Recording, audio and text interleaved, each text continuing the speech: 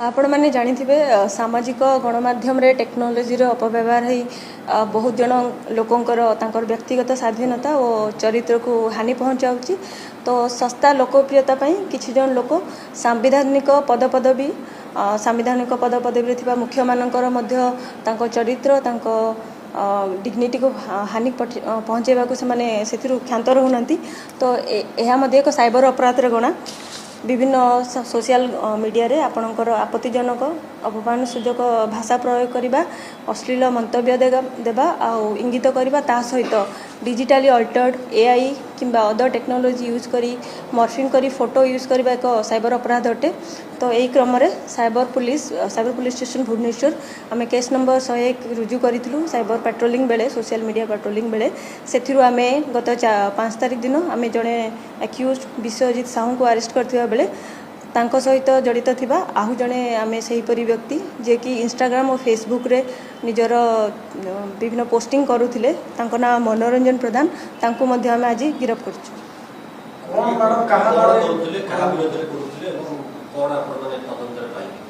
यही व्यक्ति जनक जी अच्छा मनोरंजन प्रधान सी आमर ऑनरेबल चीफ मिनिस्टर ओडिशा तांकर विभिन्न फोटो को एआई माध्यम एडिट करी मॉर्फिंग करी से विभिन्न अश्लील मंतव्य आउ बहुत गाली विभिन्न अशुद्ध भाषा व्यवहार करी तांको समालोचना करने संगे संगे से फोटो रे तांकर चरित्र को हानि करबा भली मंतव्य दउथिले। तेणु आमे तांको ए एक्ट रे गिरफ्त करछु। विश्वजित साहू तांकर इंस्टाग्राम अकाउंट थिला मिस्टर विश्व सी से दिन अरेस्ट होइतिले 2 दिन तले। ये व्यक्ति अकाउंट अच्छी फनी बॉय मनोरंजन तांकर इंस्टाग्राम अच्छी ता सहित फेसबुक मध्य अच्छी से मध्य जड़े ब्लॉगर एस्पायरिंग ब्लॉगर अच्छा यूट्यूब रे। तो निजर फेसबुक अकाउंट और इंस्टाग्राम अकाउंट माध्यम रे से सब फोटो पोस्ट करथुले किछटा लोकप्रियता आउ एंगेजमेंट पाई व्यूअर एंगेजमेंट पाई।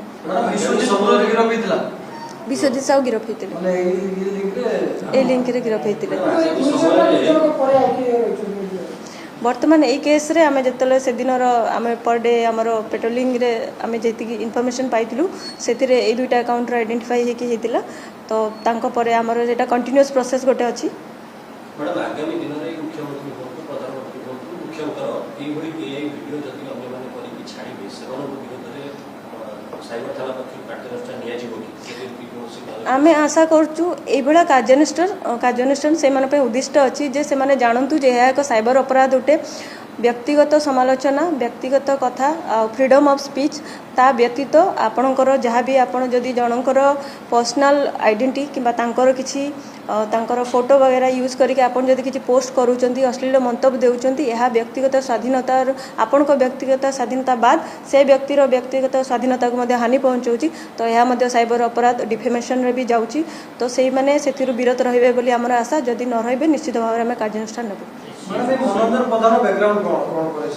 मनोरंजन प्रधान से जड़े 19 वर्ष जो स्टूडेंट अच्छा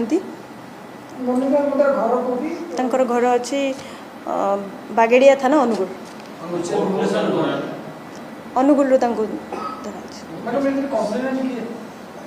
यहाँ आमर सोशल मीडिया टीम आमर सोशल मीडिया इंटेलिजेंस आमर टाइम टू टाइम कंडक्ट हुए से आमर केस रुजु करा जाइतिला। सही टाइम रे जो इनफॉरमेशन मिली से आम ये 2 जन को अरेस्ट कर।